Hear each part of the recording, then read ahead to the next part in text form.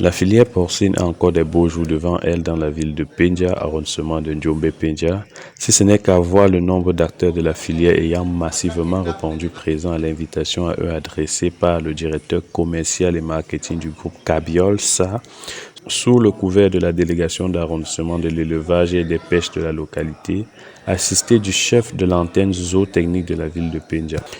À cet effet, la salle du foyer municipal de la mairie de Njombe-Pendia a servi de cadre ce 17 janvier 2023 à un atelier de formation dirigé par le groupe Cabiol en direction des acteurs de la filière porcine de la ville de Pendia. À travers une séance de brainstorming, les acteurs ont été appelés à partager avec les formateurs leurs différentes expériences dans la filière. Ainsi, ils ont été capacités sur les facteurs clés de la réussite de l'élevage du porc, à savoir la génétique, l'état sanitaire, les conditions d'élevage, la qualité du management et l'alimentation des sujets. Au sortir de cet atelier, le directeur commercial et marketing du groupe Cabiol SA des laboratoires Vitalac a tenu à s'exprimer au micro de notre reporter. Bon, Vitalac, déjà, c'est une firme internationale qui fait dans la nutrition animale et la santé animale. On produit les AMV et les additifs pour composer les aliments. Bon, le but de la présence à Pendia, c'est d'abord de parler de la porciculture, d'amener les différents éleveurs à prendre conscience de leur activité et de rentabiliser dans le futur leur activité. Et par ricochet, leur parler de Vitalac qui est la solution à atteindre cet objectif. L'objectif déjà c'était de rentabiliser l'élevage porcine dans Pendia.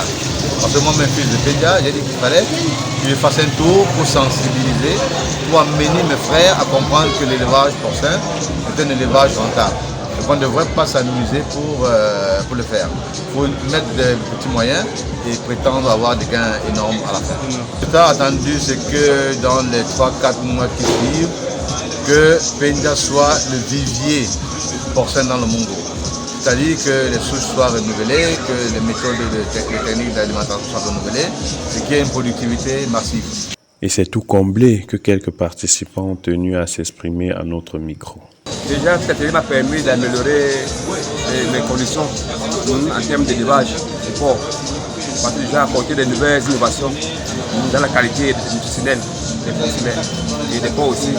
Surtout que nous sommes dans un système de capitalisme et qu'il faudrait qu'on essaie d'apporter, avec cette innovation, on essaye de rentabiliser au maximum nos revenus dans la filière porc. Je suis vraiment très fier, énormément fier parce que cet atelier m'a donné un plus et moins de gaspillage. J'avais l'habitude de tellement gaspiller les aliments. Ici, je vois un plus, une économie. Vraiment, je suis tellement ravi de pouvoir être dans ce chemin.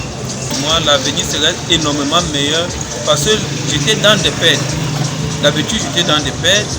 Je levais à la tâtonne. Est-ce que c'est comme ça? Là, j'ai des brochures aujourd'hui qu'on m'a donné des kilogrammes que je dois élever avec. Et la rentabilité et comment faire mon produit et comment vendre ce produit. Sur les conseils que l'expert pourrait donner à la jeunesse, nous l'écoutons. Oui, mais les conseils déjà d'abord, c'est de connaître le b.a.-ba de la porciculture.